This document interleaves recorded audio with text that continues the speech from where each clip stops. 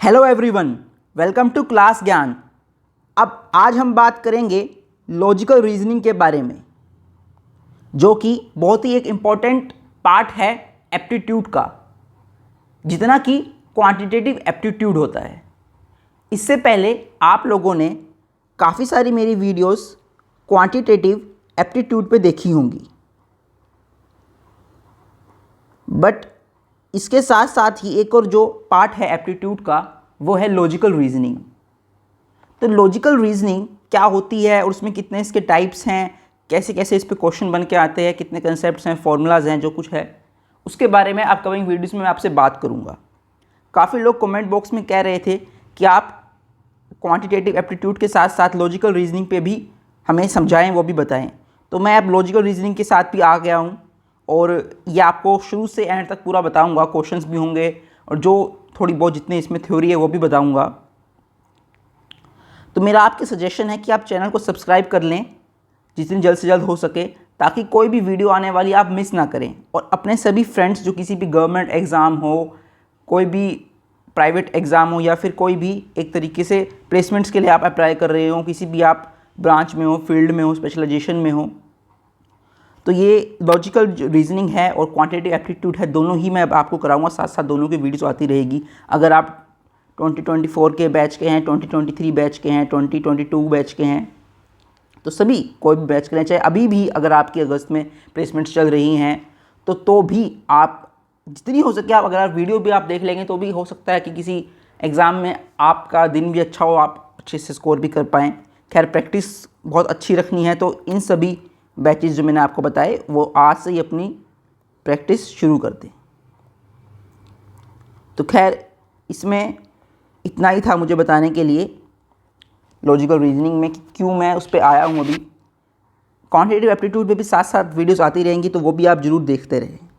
तो अब बात करते हैं कि लॉजिकल रीजनिंग होता क्या है। तो लॉजिकल रीजनिंग, जैसा कि मैंने आपको बताया,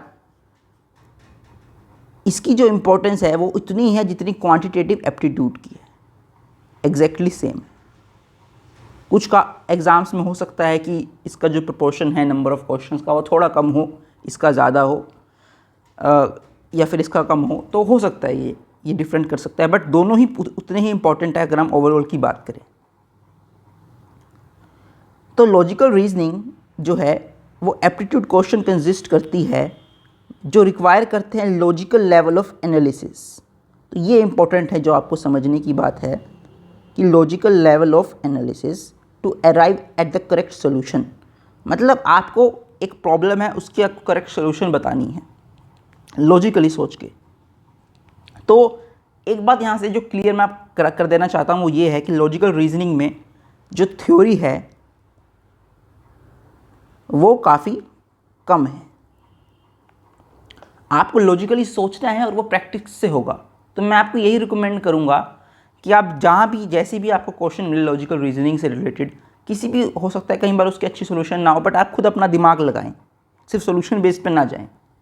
जितना आप लॉजिकली उस पर सोचेंगे, करेंगे, तो उतनी ही आप लॉजिकल रीजनिंग में परफेक्ट बनते जाएंगे। जो लॉजिकल रीजनिंग है वो कई तरह के रीजनिंग क्वेश्चंस कंटेन करता है, जो कि आपकी एनालिटिकल और लॉजिकल रीजनिंग स्किल्स जज करने के लिए बनाए गए हैं। क्वेश्चंस जो लॉजिकल रीजनिंग में होते हैं वो आपके एनालिटिकल और लॉजिकल रीजनिंग स्किल्स को पता लगाने के लिए कितने अच्छे हैं, और काफ़ी प्रॉब्लम्स इसमें बनती हैं। जो क्वेश्चंस इसमें होते हैं वो कंस्ट्रक्टेड होते हैं based on concepts and rest are out of box thinking ones. मतलब कुछ तो कंसेप्ट्स होंगे, ऐसा नहीं है कि पूरा का पूरा मतलब सिर्फ लॉजिकल है, कुछ कंसेप्ट ज़रूर हैं इसमें, बट काफ़ी क्वेश्चंस जो होते हैं वो out of the box thinking होते हैं। मतलब आपको बस सोचना है आउट ऑफ द बॉक्स और आपको आंसर बताना है। तो ये है लॉजिकल रीजनिंग के बारे में। अभी इसके बारे में हम लोग इन डिटेल भी बात करते हैं। तो जो लॉजिकल रीजनिंग है वो 2 टाइप्स में क्लासीफाई है। जो लॉजिकल रीजनिंग हमारे पास है वो 2 तरीके से क्लासीफाइड है हमारे पास। एक है वर्बल, दूसरा है नॉन वर्बल। तो इनके बारे में भी अब बात करते हैं कि वर्बल क्या है और नॉन वर्बल क्या है। तो पहले वर्बल रीजनिंग देख लेते हैं। वर्बल रीजनिंग क्या होती है? एक एबिलिटी है to logically understand the concept and solve problems expressed in words. मतलब इन वर्ड्स आपको लॉजिकली अंडरस्टैंड करना है, कंसेप्ट को समझना है, आंसर देना है, बट जो प्रॉब्लम होगी वो वर्ड्स में एक्सप्रेस की जाएगी। ये आप समझ सकते हैं। अगर आप लोगों ने पहले क्वांटिटेटिव एप्टीट्यूड की वीडियोस भी देखी हैं तो आप समझ पाएंगे, बट मैं इसमें फिर भी थोड़ा आपको एक्सप्लेन कर दूं कि वर्ड्स का मतलब ये है कि आपको इमेजेस में नहीं होगा, सिंपल वर्ड्स में प्रॉब्लम लिखी होगी, आपको लॉजिकली उसको समझ के आंसर देना है। अभी आपको हो सकता है समझ ना आया हो, जब हम लोग क्वेश्चन करेंगे तो पक्का आपको समझ में आ जाएगा। जो वर्बल रीजनिंग होती है वो एबिलिटी आपकी टेस्ट करती है of extraction of information and implication in a sentence. तो ये भी काफ़ी इंपॉर्टेंट लाइन है समझने के लिए कि जो हमारे पास वर्बल रीजनिंग है वो इन अ सेंटेंस आपकी चेक करती है ability, extraction of information, information कैसे एक्सट्रैक्ट आप कर रहे हैं, और it checks extract and work with the meaning, information, implication from the bulk of the text. मतलब एक काफ़ी ज़्यादा, मान लीजिए आपको एक स्टेटमेंट दे दी है, एक बड़ी सी स्टेटमेंट आपको दे दी है यहाँ पे, और आपको उसमें से कुछ इन्फॉर्मेशन एक्सट्रैक्ट करके आंसर लॉजिकली निकालना है, तो वो आप कैसे देखते हैं? ये है, मान लीजिए एक बहुत बड़ा ट्रैफिक है, आपको दिख रहा है कि ट्रैफिक है, तो आपको अपनी गाड़ी यहाँ से निकालनी है। पजल्स में भी दे सकते हैं, पजल से आप इसको ले सकते हैं, या ना भी चाहें तो वैसे भी ना समझें आप इसे, सिंपली आप समझ सकते हैं कि आपके पास एक बहुत ही बल्क है, उसमें से आपको कुछ निकालना है। तो logics are verbally expressed, you have to understand a logic before solving the question. तो बेसिकली कुछ मैं इसमें बता रहा हूँ आपको वर्बल रीजनिंग में कि कौन से जो आपके पास प्रॉब्लम्स आती हैं, कुछ मैं बता रहा हूँ आपको, सारे नहीं बता रहा हूँ। इसमें जैसे कि आप समझ ही गए हैं कि वर्ड है, तो एक हो सकता है कि नंबर सीरीज़ हो, नंबर सिस्टम। आप लोगों ने अगर देखा है मेरा क्वांटिटेटिव एप्टीट्यूड में, उसमें काफ़ी सारे पार्ट्स हैं, मैं आपको रिकमेंड करूँगा कि आप वो ज़रूर देखें एक बार। नंबर सीरीज़ है हमारे पास, उसके बाद लेटर सीरीज़ भी काफ़ी फेमस है, आप जानते होंगे, आपने क्वेश्चन जरूर इनके ऊपर करे होंगे, हो सकता है आप नाम ना जानते हो। कोडिंग डिकोडिंग बहुत इंपॉर्टेंट है, या पक्का आपने सुना होगा कोडिंग डिकोडिंग। डाटा सफिशिएंसी और वगैरह तो मैं लिख ही नहीं रहा हूँ, वो आप जानते ही हैं। मैचिंग भी होता है, कुछ मैचिंग प्रॉब्लम्स भी आ जाती है, और भी इसमें जैसे कि हमारे पास हो सकता है कि ब्लड रिलेशंस वाले क्वेश्चन भी आप समझ रहे होंगे, वो भी आ जाते हैं। ऐसे ही हमारे पास लॉजिकल प्रॉब्लम्स भी आ सकती हैं, कुछ हमारे पास लॉजिकल सीक्वेंस ऑफ वर्ड्स भी आ सकते हैं, सीक्वेंस ऑफ वर्ड्स। तो काफ़ी तरह के मतलब बन सकते हैं। खैर बहुत कुछ इसमें होता है, ऐसा नहीं है कि सिर्फ ये 3 हैं। ये तो जस्ट मैंने कुछ आपको 6 एग्जांपल बता दिए हैं इन बिटवीन कि ऐसे एग्जांपल आ सकते हैं। चलिए अगला हमारे पास है नॉन वर्बल रीजनिंग। ये जस्ट इंट्रोडक्शन ही है हमारे पास सभी रीजनिंग का। तो इसमें हमारे पास क्या है? Ability to check logically, understand the concepts and solve problems expressed in numbers, letters, figures in combination with words. तो मतलब यहाँ पे इमेजेस भी आ गई हैं, लेटर्स भी आ गए हैं, नंबर्स भी आ गए हैं।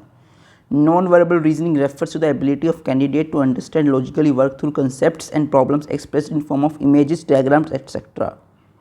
तो ये लाइन है समझने की, images, diagrams etcetera. It checks the ability to extract the work with the meaning, information, implications from the given images और डायग्राम। तो जस्ट यही डिफरेंस है, मैंने जैसे आपको पहले हिंट दे दिया था इमेजेस और डायग्राम्स का, और यहाँ पे सिंपल जस्ट वर्ड्स का, यही मेन डिफरेंस है। इसमें भी काफ़ी तरह की प्रॉब्लम्स हमारे पास हो जाती हैं, जैसे कि हमारे पास आ सकता है इमेज सीरीज़, जो कि हम लोग बहुत ही जल्द देखेंगे। हमारे पास कंस्ट्रक्शन ऑफ शेप्स भी हो सकता है, और भी काफ़ी तरह के इसमें बन सकते हैं। पिक्चर एनालॉजीज़ भी हमारे पास एक काफ़ी फेमस है। पिक्चर एनालॉजीज़ कुछ आपने करा होगा कहीं ना कहीं, हो सकता है आपको नाम याद ना हो। रूल डिटेक्शन भी एक है। तो ये इस तरह के आपके पास बेसिकली आ सकते हैं। तो ये नॉन वर्बल रीजनिंग का हो गया, ये हमारे पास वर्बल रीजनिंग का हो गया। 2 तरह के टाइप्स थे लॉजिकल रीजनिंग के, वर्बल, नॉन वर्बल।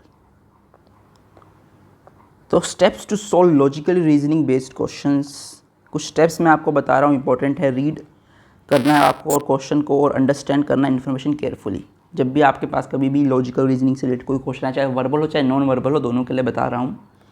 क्वेश्चन अच्छे से रीड करो, अंडरस्टैंड करो कि जो फिगर्स हैं उनको बहुत ध्यान से देखो, क्या डिफरेंस है उनमें, कैसे वो चेंज कर रही हैं, किस पैटर्न पे हैं, अगर नंबर्स में है या लेटर्स में है उनको भी ध्यान से देखो, वर्ड में है तो उसे भी समझो, सभी पॉसिबल सॉल्यूशंस के बारे में सोचो हमेशा। ये जो कंसेप्ट है ये बहुत इंपॉर्टेंट है आपके पास, सभी पॉसिबल सॉल्यूशंस जो ये कंसेप्ट है। क्यों है? क्योंकि जब आप क्वांटिटेटिव एप्टीट्यूड देखते हैं तो उसमें इतना आप नहीं सोचते हैं सभी पॉसिबल सॉल्यूशंस के बारे में जितना आपको लॉजिकल रीजनिंग में समझना पड़ता है।